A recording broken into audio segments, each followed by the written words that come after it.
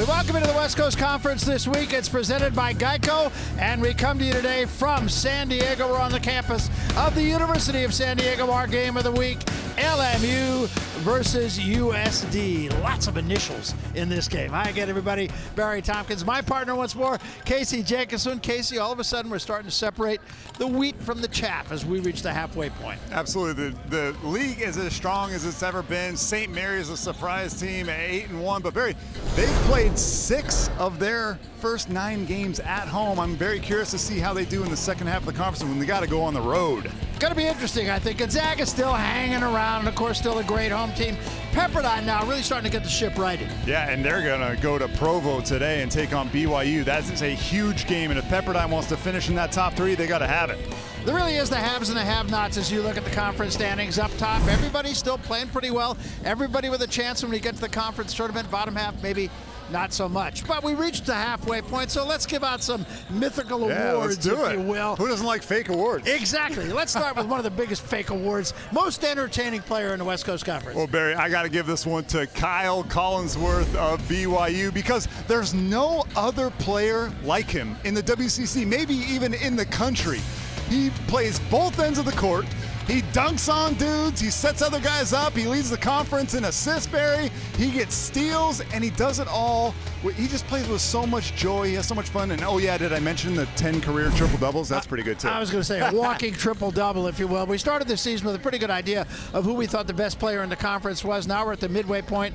Have we changed our minds? No, not at all. It's Kyle Wiltshire for Gonzaga. He was the preseason favorite, and he continues to be so. And I know Gonzaga's team isn't as strong as they've been in recent years, but his game, Kyle Wiltshire's game, is as strong as it's ever been. Over 22 points, which leads the conference, but he's doing it efficient, Barry. Over 50% shooting. He is a matchup nightmare for anybody that he plays, and I'm just glad that he stuck around for his senior year. Yeah, absolutely. Those are kind of the givens in the West Coast Conference at the halfway point, but let's talk about the most surprising thing you've seen in the conference this year. It has to be St. Mary's Gales. It really does. Randy Bennett and the job that he's done. He's taken and molded the youngest team in the WCC, and they're the best offensive team in maybe even in the country. They're the best shooting team, not in the WCC, but in the, you see the numbers right there, Barry, 54%. If you would have told me that before the year, I'd have called you crazy, but the job that Emmett Nahr and Joe Rahan are doing,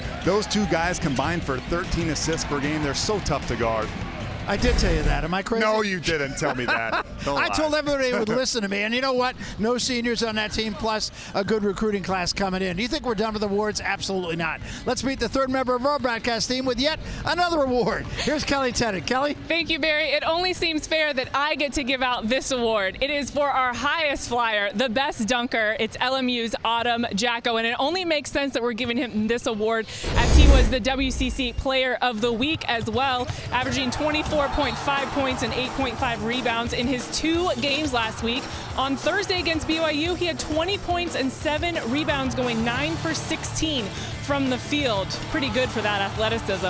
I also spoke with him earlier about how his game has been evolving recently. Autumn, our midseason awards, and we're naming you the best dunker. How would you say your game has evolved over this season so far? I don't know. It's just more confidence-wise.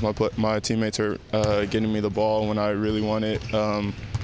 Coach put an emphasis during practice on actually throwing the ball up to the rim and stuff, so that helps out a lot. The last game you guys had against San Diego when you were at home at LMU, it was a second-half surge for you. You seem to be playing really inspired basketball, getting this team back to get that win. Did something change for you in the second half? Not really. It's just the first half I was in a little foul trouble, had a little back pain, but basically, we just went into the locker room. My teammates told me they had confidence in me. My coach told me I had confidence in me, so that's what kind of drove it. Seems like you guys are starting to find your way. You're finding your role. This offense is able to kind of come together more so than the team was able to early on in the season. What do you attribute that to?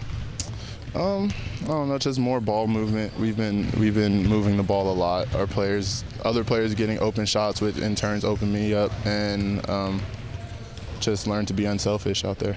Have you always played like with that excitement and that thrill for the game? Oh yeah, definitely, all the time. Ever since I started, I've always had this passion, so it's nothing new. Well, you're a joy to watch. Thank you, Autumn. Appreciate it. So much. Thank you. All right.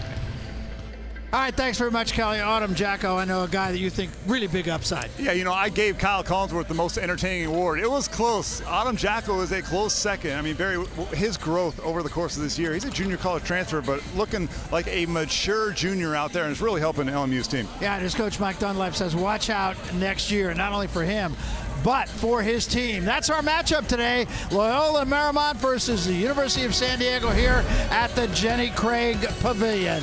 When we come back, Geeter and the coach going to tell you everything that's happening in the West Coast Conference that we didn't already tell you. Aren't they a couple made in heaven?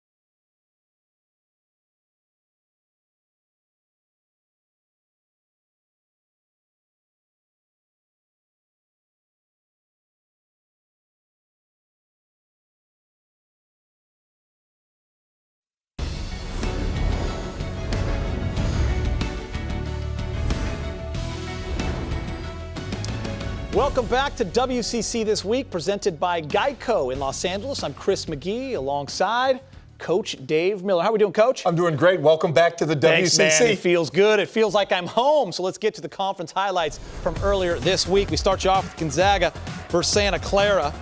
Santa Clara visiting the Zags. Bulldogs second in the conference with just 2 losses early on. Lamont Smith is going to face up, Coach. He's going to hit the jumper. Love a big that can shoot it, Chris.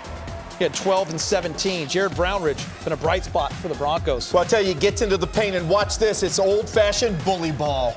But the big story, Kyle Wiltshire. The kid was on fire. 3-pointer, good. Zags up 16. Here he is again, Coach. Well, it just shows you that, to me, he's a guard that's trapped in a big man's body. And each shot, he just gets further out. They make the extra pass. Net noise. Extends the lead to 23 still in the first half. This time, Coach, step back jumper. Wiltshire hit 7 threes on the night for 35 points. Gonzaga all over Santa Clara, 84-67. What a night for Wiltshire. So do you think he went out and raged? Not really. Here he is tweeting about his celebration. What my postgame consists of. Corporate finance. Getting work done both on and off the court, Coach. How impressive is that? It really is, and it proves how great this conference is, Chris, in terms of student-athlete. And these guys know that there's life after basketball. Coach, when you look at Sabonis and you look at Wiltshire, are these the 2 best guys in WCC?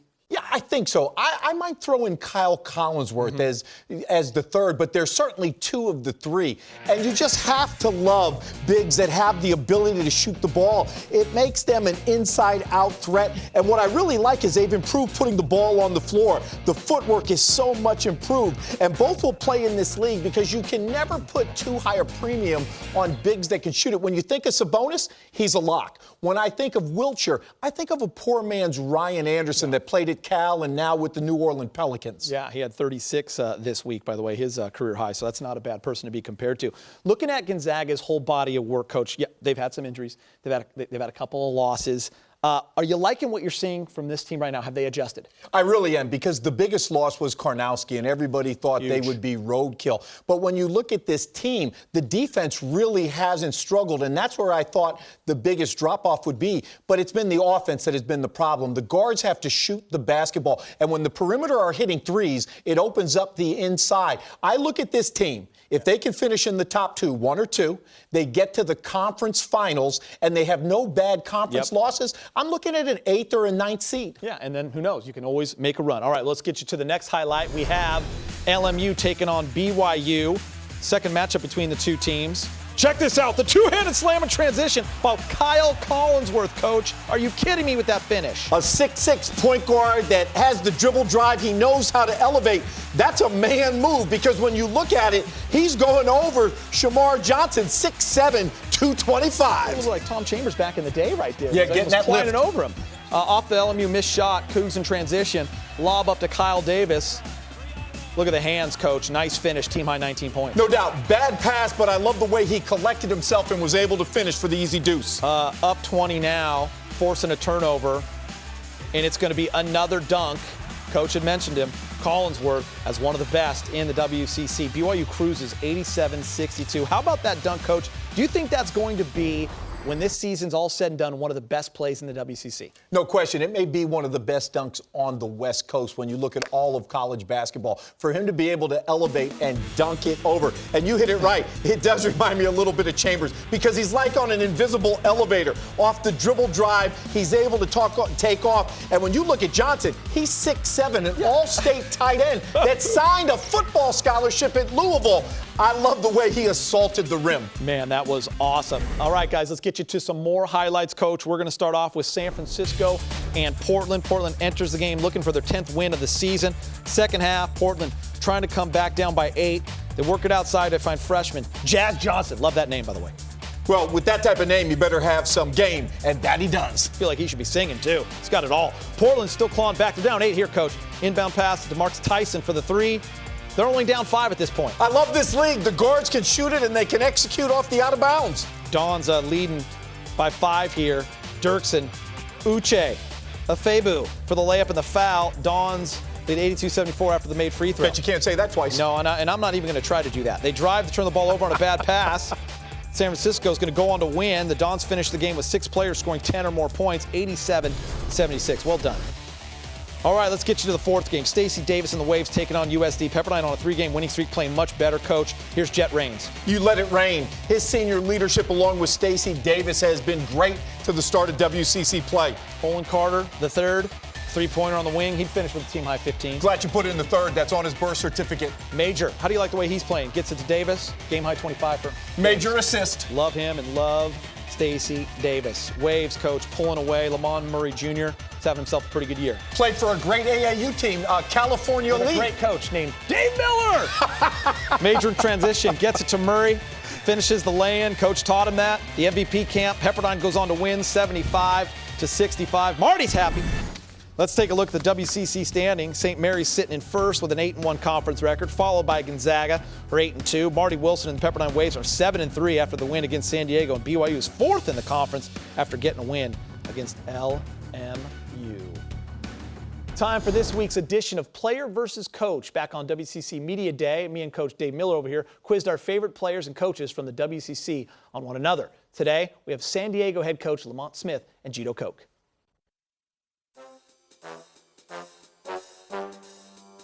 Ready, Coach? Yep. Number 1 question, Coach, let's start with. His number 1 TV show. Well, it has to have some sort of international influence to it because Gito's international. So I'd say Archer. Archer. Ding, ding, ding, ding, ding. That's really good. What's his favorite social media application? I have 2 on my mind. I'm going to say Twitter, and if that falls short, I should have said Pandora. Ooh. Instagram. So close. All right, I love how bad Coach wants to get it. All right, last question, and this is going to really start this love relationship going in a great direction. What is the drill that Mr. Koch hates the most every day at practice? What's the one drill he despises? His answer has been written down. What do you think it is, Coach? I'm going to say war rebounding. War rebounding. Man, all right, what is the answer? Charge. But wait a second, though. You know what's great? As a shot blocker, you know he hates to take a charge. I should have known that, right? You should have known that. Hey, KYP, know your personnel. Exactly. Switch it up. Here we go. What item of clothing does Coach always wear? What's like his favorite thing to wear? Yeah. All right, your answer now? Yep. What do you think it is? His iPhone. His iPhone. Watch. His watch. You got to know what Falling time it short, is. Yeah. Second question, Mr. McGee. Favorite non-basketball activity for your coach? I'm going to go ahead and say spend time with his family. All right, He Coach. went safe play, family, and shop. Well, and shop for I like watches. it. Watches. He's like, yeah, Coach, look at his. We'll count it. That's Count that. a You can count win. that as, Yeah, count that as a absolutely. win. Give him a good one. What kind of music does your coach listen to? I'm going to say some old school hip hop and R&B. Ooh, that's a good answer. Not too hard, not too soft, just What do right. you think, Coach? Exactly. R&B. R&B and rap. That's a winner. Bang. Count that. That's how we end it right there. Lamont, what's your favorite rap group all time? What, Outcast? How about an R&B artist? Wow. Usher. Guys, Man, San Diego coming off strong. I mean, don't you just smell coolness? I do. Good work, gentlemen. We appreciate you guys coming. Thank you. You and I like really impressed with them. They were strong, right? Well, you know what was strong? Yeah. Coach Smith's socks. His socks When game. he said that he likes Yeah, to shop, man. it reminded me of you because you got a strong sock You know what? game I love my yourself. sock game. You know what, Coach? I'll tell you what. He might be one of the coolest coaches in WCC, right? Well, With the best style, don't let one that of. cool surprise you because he is cool. You've been to his But practices. He was a two-time defensive player at USD, and the practice I went Yeah. to, he got into the drill. Does he light guys up? He lights them up, but he hugs them. He's a player's coach. I love that. And he teaches and he preaches, but he can get out there on the floor. He broke the press better than any guard they had. I wondered, did he have any eligibility You know left? what? Maybe you and I should do that same game one day and see how well we know each other. That'd be a lot of fun, by the way. All right, still to come on WCC this week. We'll have more with San Diego head coach Lamont Smith and give an inside look at him and the Torero program. It's coming up.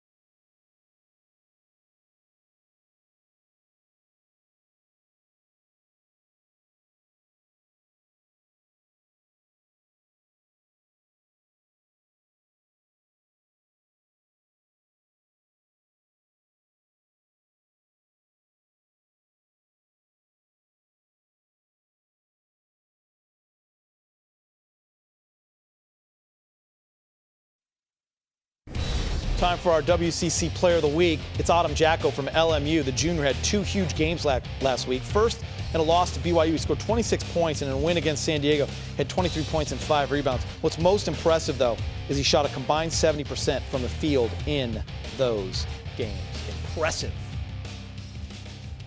Now, Lamont Smith has San Diego in his blood. He was captain of the Toreros when he was a player back in the 90s. Now he is back with the program as head coach of the men's basketball team, where he's trying to instill his basketball knowledge on the players. Here's Ezra Broder with an inside look at Coach Smith.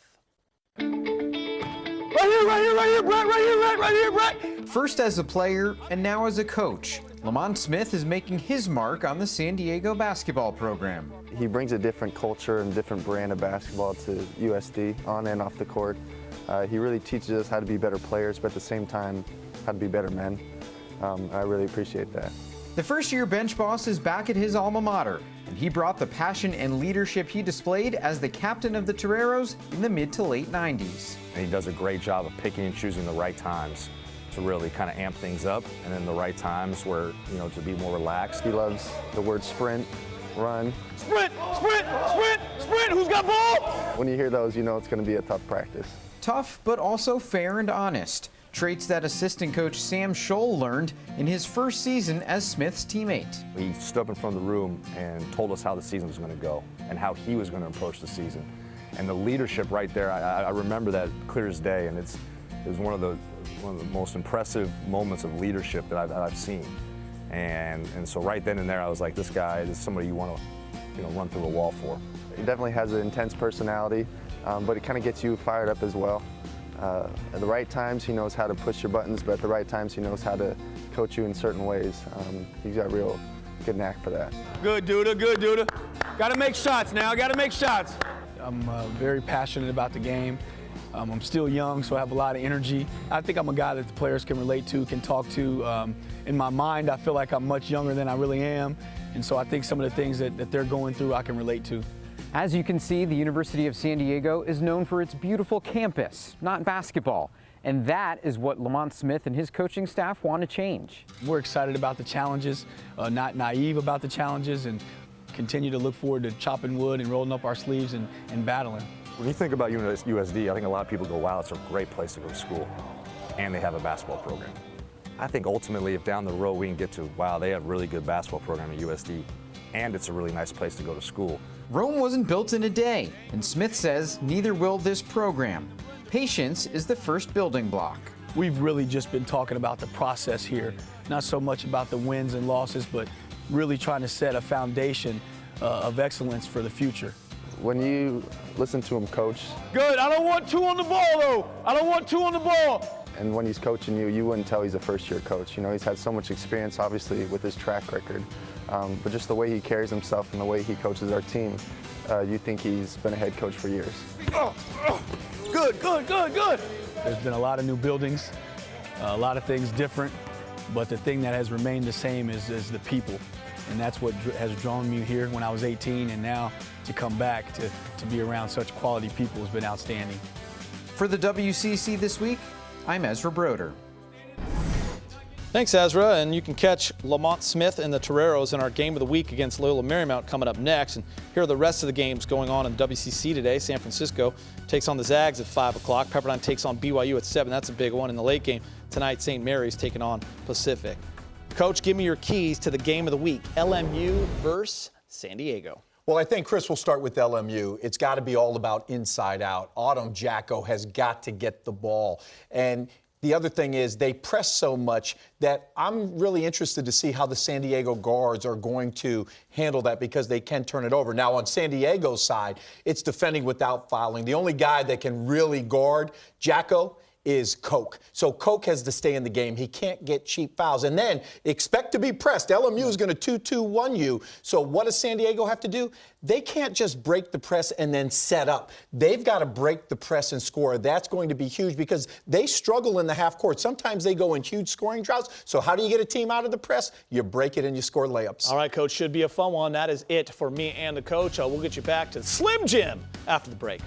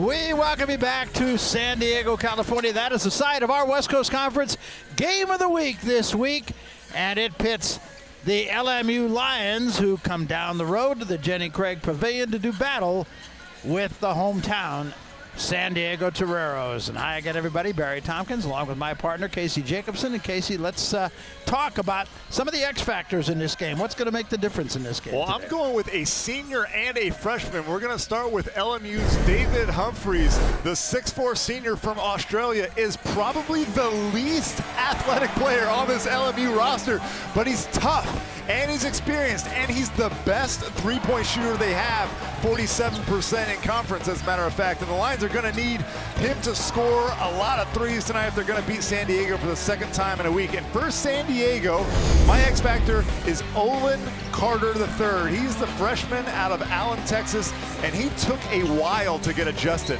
His first 6 games averaged just 2.5 per game, but you see the numbers right there. The last 6, he's dropping 12 per contest. Let's see if he can keep it going this afternoon versus LMU's pressure defense. And here's the schedule for today. LMU coming up in just a couple of minutes. USF playing up at Gonzaga. They put Gonzaga tough, but not so tough in Spokane. Who does? Pepperdine BYU, maybe the game of the week, Case. Absolutely the game of the week, and Pepperdine wants to establish themselves as one of the big boys. That's the game they're looking to, and they won last year in Provo too. Santa Clara will be up at Portland, and St. Mary's trying to keep things on a roll. They play at Pacific today. Our game of the week right here, it'll be Loyola Marymount and San Diego from here at the Jenny Craig Pavilion in San Diego. That game is coming up on the other side of this. Don't go away.